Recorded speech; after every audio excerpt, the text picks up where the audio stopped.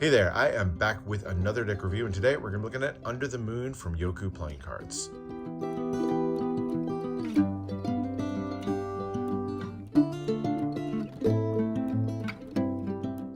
In Chinese mythology, the goddess of the moon is known as Chang'e.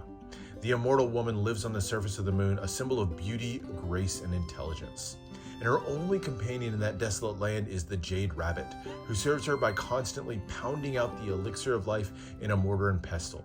In fact, if you look up at the shadows of the moon one evening, you might just make out the shape of the rabbit working away endlessly to make the elixir each night. Now, the story was so prevalent that China actually decided to name their lunar exploration program after Chang'e, and when they performed the first ever soft landing on the far side of the moon in 2019, the lunar rover was given the fitting name U2, which translates to the Jade Rabbit. The stories of the moon goddess and the rabbit have inspired countless versions of the myth that you'll find throughout the world. The Aztecs, Mayans, and Africans, among others, all have their own lore that tell the unique bond between the moon and the hare. And those stories were what served as the foundations for Jocu's latest masterpiece, Under the Moon. Jocu's always been known to go super deep into lore and mythology with their decks, preferring to explore those stories that relate to the natural world all around us. But this is the first deck that dives into the animal kingdom to find those stories. Now, there's three different versions of the deck. This is Midnight, and then we also have the Moonrise and Moorland versions of the decks. We'll get a chance to look at all of them. Each one of them features a completely different sort of set of courts that are all drawn by one of my favorite card artists in the world, Alessandra Gagliano. And if you know anything about Jocu, you know that the courts are packed with meaning. So sorry in advance for a bit of a longer video than normal, but there's a lot to unpack. And this is a package that, for a lore fan like myself, is just irresistible. So let's get right into the decks, starting off with Midnight.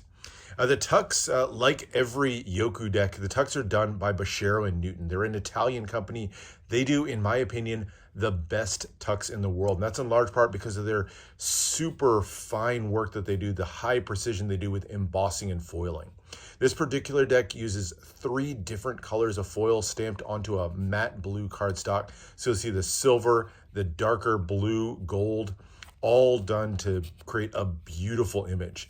And this one centers around the image of a rabbit looking up at the moon. So a lot of cultures kind of consider this a good luck symbol. So if you ever stumble across a rabbit that's staring up at the moon like this, it's a symbol of good luck. So consider yourself fortunate. But beautiful look to this one, the Under the Moon here. And I love how the O's here are kind of done in a two-tone. You'll see the crescent of the moon done in silver right in the middle of the golden letters here. Really nicely done. And then beautiful flowing artwork all the way around the edges. You'll see a pair of other animals that are seated next to the rabbit down here at the bottom. You get the mouse and the frog as well.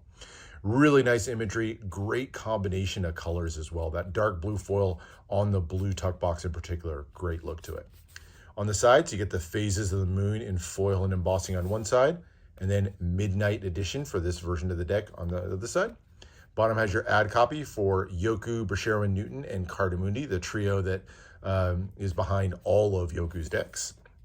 Top has the name of the deck and then a couple of Triskele symbols up here. This is a symbol you'll see on a lot of Jocu decks, that sort of 3 swirls here, which is a symbol of rebirth in a lot of cultures. Particularly in Italy and in Sicilian culture, you'll see that pretty heavily used. And Jocu uses that kind of as a signature on their decks. And then the back here has a foiled and embossed version of the back of the cards. We'll look more at that in a second. Get another little moon symbol here, very simply on the inner flap. 2 more on the smaller inner flaps, and some fun inner printing as well. Of course, this one's inspired by the animal kingdom, and so we have a set of animal footprints marking the entire interior of the tuck box. You'll see horseshoes, bird footprints, or larger paws and claws as well, all throughout. It's kind of a fun addition to the interior of the tuck box. So that's the tuck, beautifully done as always from Bashero. But let's check out the cards. And the cards have some great luxury touches as well. Starting with the back design, which is done completely in cold foil. Very clean application of the foil. I will say, it's because the whole thing's done in foil, you hit it in the wrong light, like right here, the shadowy parts. A little bit lower contrast, but you get it just right and you get these in hand. Trust me, these are absolutely beautiful. The image on here features some of the same imagery that we saw on the tuck box. You get the 3 rabbits here. This is another version of that Triskele symbol, a symbol of rebirth. In England, among other places, it's kind of represented as 3 rabbits that are sort of chasing each other in a cycle. It's another symbol that you'll find repeated on a few other Jocu decks as well. Phases of the moon represented here in the center, of course, for the theme of the deck. And then the beautiful flowing designs all the way around the exterior. The borders here, you can see the explosion of stars, almost like the night sky. The blue and silver patterns here like waves at the bottom. Great look to it overall, the golds, the blues, the silvers, and then finishes out with the silver foiled border around the edges. Just a great striking look to this one, and a bit surprising. If you're not expecting the foil, it definitely kind of hits you in the face right away with a kind of nice upscale touch to the deck.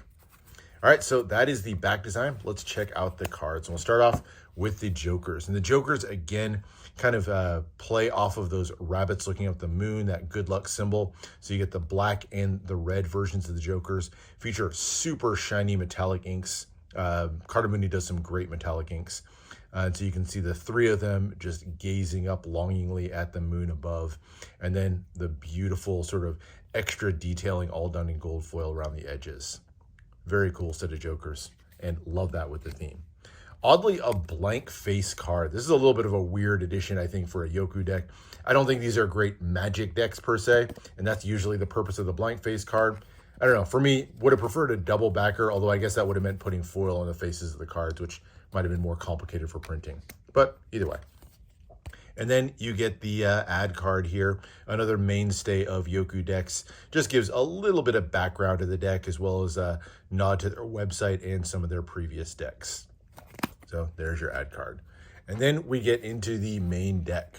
So no power ace or anything like that. The aces on this one feature slightly enlarged pips with the extra little touch that I love on these. So it's a fairly standard pip. You get the super elongated index in the corner and that smaller pip. But I love the addition of the footprints that just sort of scatter their way across the card. So you get the gray or the kind of silvery footprints that make their way across, some of them kind of fading off into the distance as they cross the larger spade pit. And you'll see that same element included on all of the number cards. You'll just see random smatterings of footprints that are just making their way all around the cards. I think it's a fun little touch, great fit with the theme, and just something kind of unique. So rather than doing the customized pips themselves, just adding that extra little embellishment in the middle. Really interesting look to it. So slightly customized shape to the pips. You'll see the footprints change. So now we have these paw prints here. I don't know, from a cougar or something like that, that are making their way through the diamonds. The diamonds, by the way, have a little bit more of a maroonish color rather than the classic sort of brighter red that you'll see like on a bicycle deck. But otherwise, nice, easy to use, pretty functional cards. In terms of the shape of the readability of them or whatever. And then into the clubs. Very bulbous look to the clubs there. So those are your number cards. Love what was done on those. There's your hearts. I got a little upside down there. There's your ace of hearts. So really like the look of these. Simple customization, but I think really effectively done with those footprints. And then we get to the quartz, and the quartz are, of course, the highlight of this deck, really exploring the entire animal kingdom and its ties to some of the world's mythologies. And Anthony and Alessandra, who made the deck, really found a great way to incorporate the animals or to group the animals into suits. So they drew inspiration from this book by Niall MacCoitier called Ireland's Animals, Myths, Legends, and Folklore. And in that one, Niall put forth the idea that the animals ought to be grouped according to the 4 elements of the ancient worlds. You have wind, fire, water, and earth as the 4 elements. And fittingly, there's a lot who believe that the original, or one of the original inspirations of the 4 suits in the deck of cards was also those same 4 elements. So it was a great pairing. Jocu's used elements as a tie into their suits. You may remember their cult decks where each one represented one of the 4 elements. So definitely familiar with exploring that theme, and a great tie-in to bring in the animal groupings as well. And we'll start off with the spades. So the spades all draw on the element of wind. And it doesn't mean they're all going to be flying creatures, instead meaning that they're creatures that are more solitary and shy, preferring to use their quickness and avoiding contact with the human world. And you really see that with the first one, the Jack of Spades, which showcases the one animal that started it all with the deck's concept, the hare seated under the light of the glowing moon. In addition to the lunar ties, hares were also thought to be magical creatures that had ties to the mysterious otherworld. And the artwork on these, absolutely fantastic. Tons of detail. Definitely a departure for Alessandra, who really hasn't done any animal drawings before, but I think these turned out great. Almost has kind of an anthropomorphic look to the animals here. You can see that tie to the other world in the form of the fairy on the back. And I love the ethereal silver glow of the metallic inks that's used for the moon. Just a great look to this one overall. The combination of the metallic inks in the background and the beautiful artwork in the foreground just beautifully frames this one up. But that's just one of the 36 different court cards, so let's keep moving. Next up, we have the squirrel, and one of the myths of the squirrel was that they could predict the weather, so they chose to go with one that kind of looked like a seer, complete with the crystal ball there, and you can see the sun and the clouds there, almost like this is a weather predicting squirrel right here. Fun little tie-in of that one. And then the king of spades is the rat. Now, rats have always been harbingers of death. I've heard the saying, like rats fleeing off of a sinking ship. And so this one kind of has that death omen in the form of the skull necklace here. And that skull necklace, also a tie-in to the fact that rats' bones were sometimes used in shamanic medicine of some sort. And so you can see that skull talisman kind of as a nod to that one. Kind of fun, kind of happy look on the rat's face, considering the sort of darker undertones of the cards. And then next up, we go to the diamonds, which feature creatures of earth. And these are the ones that kind of have the closest ties to humans. So you'll tend to see ones that are a little bit closer to the human world in some way, but animals who are often very passionate, very loyal. And it starts off with the hedgehog here as the jack of diamonds. So these were actually previously thought to be pests, annoying pests. And among the other things, a lot of people believed that they would use the spines on their back to actually spear and steal apples. And so you can see this one here, complete with that fun little hat, and has an apple speared on its back. Really, really like this card, and I love the tie-in with the stolen apple there. Next up is the pig, of course, here as the queen of diamonds. Pigs were actually the favored meat of the gods in Germanic folklore. So it kind of had a royal tie-in there. But a very fun, kind of adorable little pig here. Love the colors that are used on these, just kind of giving life to all the cards. And again, the kind of glow of the metallic inks in the background kind of gives a halo effect to the whole thing. And then next up is the king of diamonds. And when you're talking about loyal animals, of course, you've got to talk about the dog, man's best friend. Dogs used as, used in hunting, used as pets, all throughout history, even going back into ancient times. And so a fitting look for the king of diamonds in the earth suit. And then next up, we go to the clubs, and these are the creatures of fire, creatures that had a feisty and proud temperament of some kind. And we start off with the weasel as the jack. Now, the weasel has always been portrayed as intelligent, but also a little bit vengeful. It was said that they were actually able to understand human speech in some way. You can actually see this one carrying some books in its hands. And so you didn't want to say anything in front of a weasel that you didn't want it to actually be able to understand. But kind of a fun look. Also has that kind of pope hat on its head. Cool look to that one. And then the queen of clubs, the sly fox. Foxes always been denoted as highly clever, quick thinking. And this one even has a quartz crystal in its hand, kind of a new age sort of tie-ins here with the shamanic lore. The quartz crystal kind of representing a clear mind or clear thinking.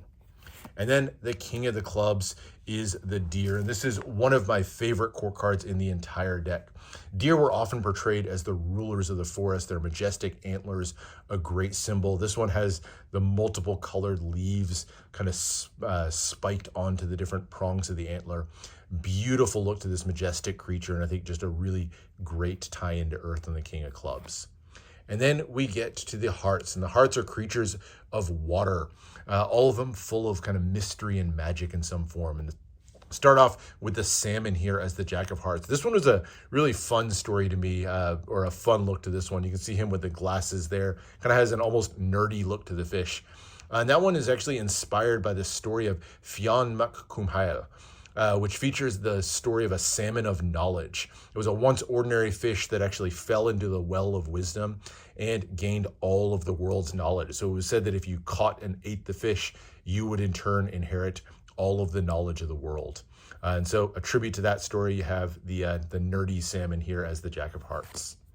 And then the Queen of Hearts, this is a seal. There are actually myths that say that seals could actually shed their skin and then walk among humans for a while and then come back and put their skin on and become seals again. Maybe because the shape and features of seals kind of vaguely human-like. I'm not really sure how people kind of came to that idea, but this particular one made it look a little bit like a fortune teller, complete with the turban. You get the little crystal ball there in the center as well. So very cool look at the Queen of Hearts there as a seal. And then the King of Hearts is the otter. Lots of famous stories about otters, creatures, sometimes kind, friendly creatures. This one kind of a cute look to this one. Sometimes a little bit more menacing. In particular, the king otter from Celtic mythology was a dangerous, carnivorous creature who was said could only be killed by silver bullets. So lots of fun lore that surrounds the otters, and love the look of this one on the King of Hearts. But that is just one of 3 decks that we have to check out with the midnight version of the deck. So let's get on to the next one. And next is the Moorland version of the deck. So a lot of similarities in terms of the tuck box, but we're going to see all new quartz as we get to the inside. Now the tuck box does have some color changes on it. This one using teal as the main color of the background, and then you get a teal, silver, and this kind of copper or bronze colored foil in this one. Another great color combination. Definitely one that looks a little bit better in hand. Kind of looks a little bit washed out and bright on camera as I'm looking at it here. But a beautiful look to this one. Kind of a lighter, more spring sort of look to this one. Otherwise the same, just as Moorland Edition on the side. And has the copper colored footprints on the inside. Cards themselves, a lot of similarities, but there are some key differences. Of course, I mentioned the quartz are going to be entirely different. Backgrounds, the back design also has a completely different coloring. So we get the bronze foiling to go with the teals and the blues on this one and the silvers. Another great color combination. Love the sort of lighter look to this one. And then you get into the cards. The Jokers changed up slightly. So you'll remember the Midnight Edition, we had the hares looking up at the moon. This time we have the mice, another nocturnal creature, all gazing up at the moon on the 2 Jokers. Most of the cards, though, are the same as before, or at least very, very similar. So you'll get the same footprints running around on the number cards. They are different footprints, so not the same animals crawling around on them. So there are slight differences, but this is going to have the same look and feel as the previous one. But as you get ahead to the court cards, you'll see an entirely new set of court cards that are featured in this version of the deck. So we get all the more stories to get into. And we start off with the Jack of Spades from the Moorland Edition. And this is the mouse, the humble mouse. So there's an actual English folk tale that tells the story of 2 mice who were looking for a suitor for their daughter. They couldn't find anybody appropriate. And in fact, the only one they could find that they wanted to court their daughter was the moon itself. And so they arranged for the moon to court their daughter. And this one pays tribute to that. You can see the mouse holding up an actual engagement ring as it looks longingly at the moon. So kind of a fun little story with the mouse on this one. And then next up, we have the Queen of Spades with the cat. Cats, tons of ties to witchcraft, of course. It's a night hunter, a dark, mysterious, solitary animal. And this particular one with the night hunter, the witchcraft, the evil, felt fitting to tie this one into vampires as well. So you can see the fangs there, the classic cloak. Just a fun, regal look to this one. I like the Queen of Spades quite a bit. King of Spades, this is a cool one. So this is the falcon. The look here is inspired to look a little bit like Freya's falcon skin cloak. Freya was one of the goddesses in Norse mythology, was known for wearing this coat of a falcon's skin. It was a magical item that would allow her to travel between Asgard and the other world. So very cool tie-in with that one. Love the deep purples, the mysterious look in the eyes on this one. All right, moving on to the diamonds, and we have the badger. There was actually one belief of badgers that said that they traveled around by rolling themselves into a ball and then just hurtling themselves down hills. So they would just roll and roll down the hills. And to see this one maybe on the verge of rolling himself into a ball of his own. But kind of a quirky look to this one. Love the shape of this one too, that kind of S shape that the 2 badgers make. And then next up, we have the cow. Now the cow, one of the most prized livestock in all of time, kind of all kinds of cultures. make heavy use of the cow. And this particular one's wearing a wreath of primrose. Primrose was believed to be loved by fairies. And so it was said that by kind of putting primrose around the cow, maybe you could protect it from some of the more mischievous fairies of some sort. And so this one wearing that wreath around its neck. So very cool look of a classic cow there. Another prime piece of livestock, this is the Irish goat. It was once or I guess still in some areas to this day, a really critical source of both milk and food, especially up in the mountains, because a lot of times like cattle couldn't get up in the mountains, it was too steep or whatever, but goats are really famous for being able to climb on pretty much any terrain, no matter how rocky, no matter how steep, goats can make their way there. And this particular one decorated with tons of colorful ribbons. I love the ribbons hanging off here. These are reminiscent of the ribbons that are used during Beltane celebrations in Ireland, and even includes some of the classic four-leaf clovers. If you look closely, you'll see a few four-leaf clovers woven into the fur or into the ribbons of the goat here. Very cool. All right, the Jack of Clubs, and this is the boar. So the boar was a fierce and dangerous animal, one of the few animals that would actually defend itself against hunters. So it was a very dangerous hunt, and you see this one in lieu of the classic tusks. This one actually has a spear at the ready, so ready to defend itself against anybody who would hunt it. And it was also said that boars were able to sniff out truffles and even gold underground. So you can see the gems of the gold here right under the hoofs. Kind of a nod to that capability that the boar was said to have.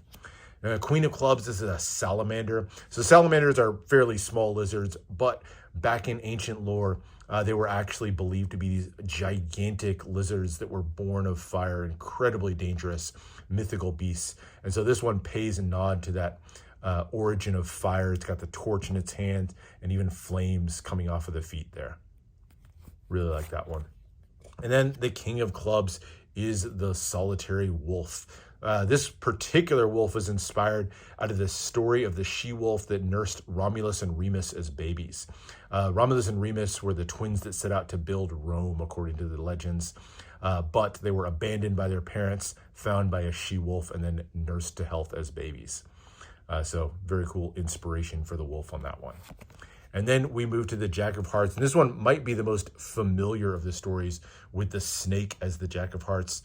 This one, of course, inspired by the story from Christian tradition of Adam and Eve in the Garden of Eden. So it was said that they were tempted by a snake who tempted them to eat the apple of the tree of knowledge. And so you can see the snake there, and of course the apple in the center.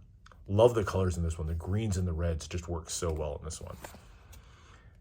All right, next up is the Queen of Hearts, and this is one of my favorite animals portrayed in the deck. This is kind of a fun one. So this is, of course, a whale, or a blue whale, I think in particular. So you can see the little music notes here.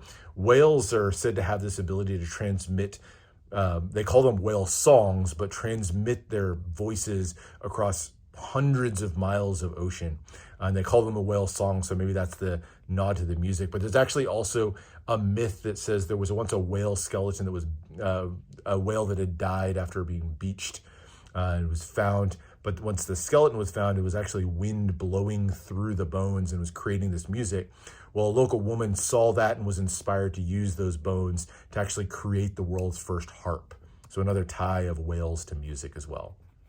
Really like that one. And then the King of Hearts. This is a classic fairy tale inspired card using the story of the Princess and the Frog. Of course, a princess who found a frog who assured her that if she kissed him, he would change into a prince. But the under the moon frog is actually not just a prince, but a king. You can see the beautiful crown on the forehead, and even has the vial of medicine up here, a nod to the fact that frogs were sometimes used within, again, sort of ancient medicine of sorts. So cool look to that one, and definitely captures that Princess and the Frog vibe really well. And that is it for deck number 2. Just one more to go. And our final version of the deck is Moonrise. So this one again features the same artwork, but I love the color combinations on this particular version of the tuck. The maroon or almost kind of purplish color of the tuck box mixed with the gold, that pale blue, and the darker maroon or purple foils. Great combination, really great contrast on this one. Like I said, probably my favorite version of the tuck. Same decorations all the way through. Of course, the new version of the deck on the side, but otherwise very, very similar. more animal tracks on the inside, and some more recolorings of the back design to go with it as well. This one using the gold foils to go with the reds, and I particularly like the pale blues on this one as the color combination for the back design. So very nice look to that one. And then the cards themselves feature some of the same differences that we saw in the other versions. So of course we get a new animal feature on the Jokers, this time a trio of frogs that are looking up at the moon on each one of the Jokers. So we had hares on the midnight version, and then for the Moorland version we had the the mice looking up, and now we have the frogs on Moonrise. Same blank face card in the ad card, and then more animal tracks, different animal tracks featured on all the number cards, but again, sort of the same design as before. So not too much to say here, but let's skip ahead to the highlight with the last set of court cards. And we'll start off here with the Jack of Spades. Of course, this is a classic bat.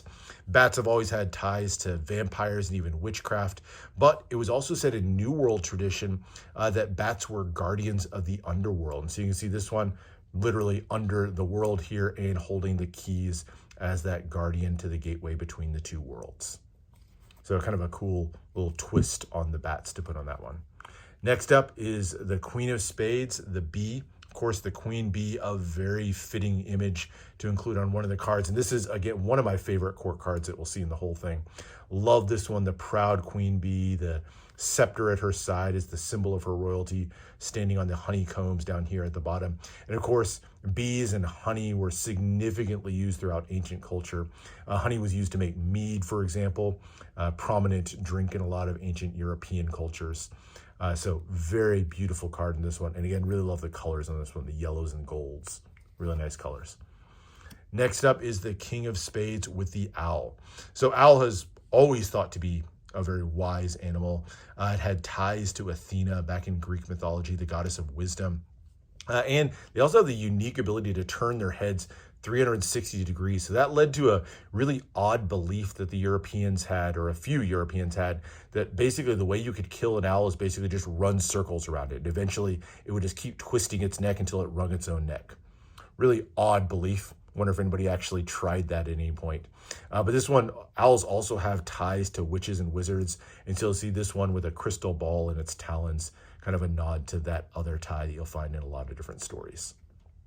All right, so now moving on to the diamonds, and we start out with the rabbit here. So the Irish believed that fairies could actually take the form of rabbits and hide among men. And so you'll see this one even has a little fairy down here at its feet, kind of a nod to that supposed capability that all rabbits had, or that all fairies had, I guess you would say. And then next up is the sheep, or specifically a black sheep on this one. There's lots of folklore actually about how the sheep, especially a black one, could be a harbinger of ill fortune of some sort. For example, if a black lamb was the first one of the season, it was an omen of death in some cultures. But even with that, black sheep were actually very highly prized. They had that unique color of wool. It kind of became a fashionable element. So even though they have a lot of ties to bad omens, they also were a highly prized and desirable animal at the same time. Love the colors of the feathers in this one in particular. Gives it kind of a cool, fun look to this one. Next up is the donkey, and this one goes to Christian lore, the story of Jesus of Nazareth. So just before he was crucified, it was said that he rode a donkey into Bethlehem. And so this one has a tie to that donkey, and the crown of thorns here that the donkey's wearing is, of course, a clear nod to the story of Jesus and his crucifixion. But a really cool look to this one, kind of a serene, almost sad look on the donkey's face. All right, turning to the Jack of Clubs, just a couple more suits to go. We have the porcupine. So there were actually some stories that said the porcupine, in addition to its unique spines that served as weapons and things like that, some people also said the porcupine had the ability to predict the weather in some way. And so just as a nod to that capability, you can see the compass rose indicating the direction of the wind over here on the side. So just a neat little symbol tying in this supposed capability that all porcupines had. And then next up is the horse. So these have been prized throughout history in pretty much every culture, prized for their utility, whether you ride them or use them for work in some sort. But the Irish had some other distinct beliefs about horses, including the fact that in the ancient past, they were apparently capable of human speech. So horses could actually talk, Mr. Ed style, or that they could actually see ghosts. So if you ever see a horse running up somewhere and then suddenly gets spooked and stops all of a sudden, maybe that's because the horse actually saw a ghost. But love the beautiful horse on this one. And then finally among the clubs is the lizard. Lizards have often been considered good luck. Among some of the stories, it was said that lizards would sometimes wake sleeping travelers to warn them that a snake was near, for example. There's also some shamanic traditions that say you can actually lick the back of a lizard, and it would cure ailments like burns or something like that. Some of them also have like hallucinogenic effects of some sort. But you can see this one with a bottle of medicine in his hands, the dream catcher there, all tie-ins to that use of the lizard throughout history. And then finally, the hearts and the creatures of water. We start off with the jellyfish. This is another really fun story. The story of the one story of the jellyfish comes from a Tuscan legend of a girl named Narba. She was a girl who had a great fear of the sun and would refuse to come out into the sun's light. Well, the sun eventually got frustrated and cast Narba into the ocean for refusing his rays. But the moon saw Narba, took pity on her, and transformed her into the first jellyfish. And the umbrella shape here was said to be a way to shield her from the sun's rays for the rest of time. And so there you go. Next time you see a jellyfish, think of the story of Narba and her fear of the sun. All right, so the Queen of Hearts is inspired by the octopus, or in this case, the creature that many kind of morph the octopus into, the great kraken, or the giant sea squid. Think of it as whatever you want. But the kraken was said to be this gigantic creature that would rise out of the depths and attack traveling ships. And you see this one here menacing that ship in the background. And the final court is the crab. And this particular one of the stories that I want to highlight about the crab is a tie to one of the lesser known parts of the labors of Hercules. I've seen the story of the labors of Hercules a ton of times, but I'd never heard this one. So supposedly, while Hercules was fighting the Hydra of Lerna as one of the first of his tasks or the labors he had to complete, Hera actually wanted to sabotage him. So while he was busy in that battle, she sent a simple crab off to attack him. Now the crab, it's just a crab, so the crab wasn't actually terribly effective. Hercules ended up crushing the crab pretty easily, but the crab was rewarded for its bravery, transformed into the Cancer constellation that you'll find in the sky today. And so you'll see the constellation represented here in the center, kind of a nod to that fantastic little story about the humble crab. And that is it. That is the deck, or the trio of decks. All of them printed by Carta Mundi, just a beautiful deck with a tremendous series of stories. And if you like the stories that I talked about here and you want to find out a little bit more, I'd recommend checking out and picking up the companion booklet that goes with it. A lot of the research for the stories I was able to get out of this booklet, also printed by Bashiro and Newton, just like the tuck boxes, by the way. But this is a fantastic addition to this set.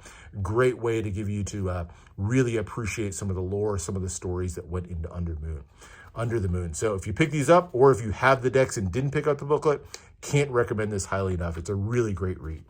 But anyway, that's it. That is the much longer than average, but hopefully worth it, look at Under the Moon from Jocu playing cards. Gotta say, this has proven to be one of, if not my favorite deck from Jocu so far. They're really just raising the bar with all their decks. So love this one. Tremendous job on it. Truly enjoyed it all the way through, and hope you do as well.